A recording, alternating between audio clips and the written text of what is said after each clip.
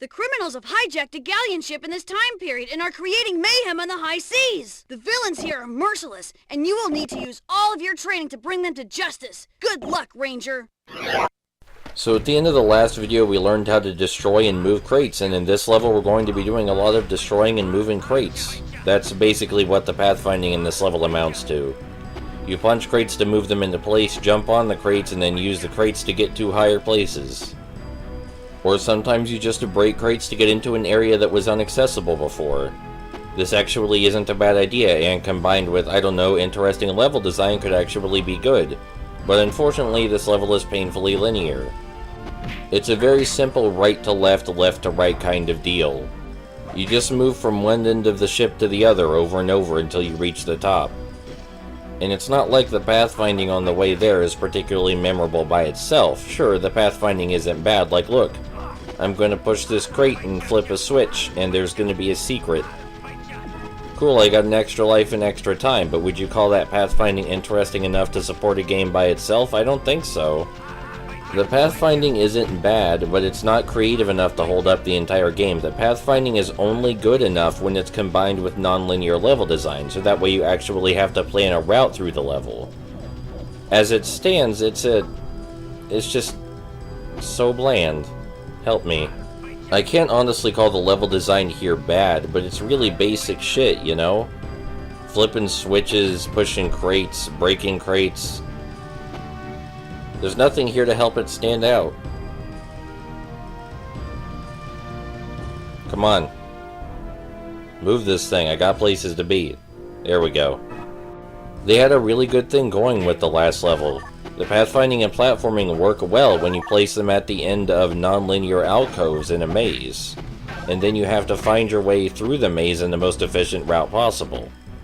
You know, that's good shit. It's not great shit, but it's good. It's good game design. I want it back. But it's not gonna come back because the whole rest of the game is like this. Anyway, we're going back to the right again. We went to the left and then we're going back to the right. This whole level is just going left to right and right to left over and over. And sometimes you stop to punch a crate, but that's about it. It's not like the pathfinding is hard. Look, I punched that crate and it just vanished. And then you push this box into place and then, oh look, we're at the boss battle already. Or we would be if the perception on that jump was a little more forgiving. Nope. Maybe third time's the charm. There we go. Now we're at the boss. And unlike the previous boss, which had a gimmick and made you think, this one just kind of stands there and gets hit. And after we run out of special meter, we're just going to start kicking it.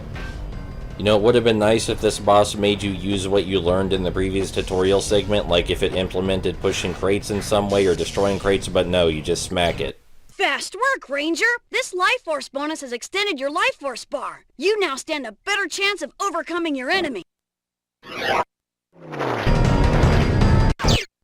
Look out, Ranger! The criminal is mutated!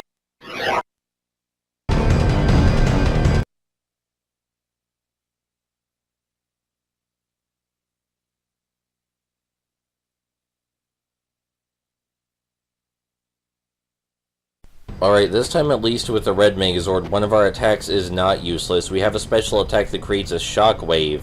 It's very easy to hit enemies with, very easy to stun lock them with.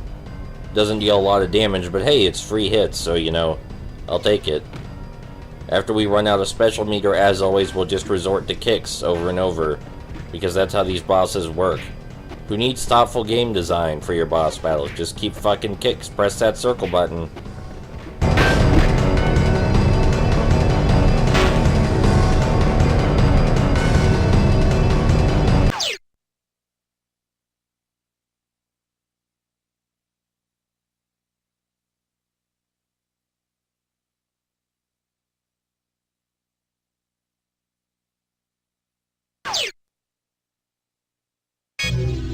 Let's learn the Tornado Kick. This is a powerful attack to use against your opponents. To start the tornado, press the L1 button until the tornado appears, holding the L1 button. Use the directional button to move it through the cyclobots. You will only have a few seconds before the tornado vanishes.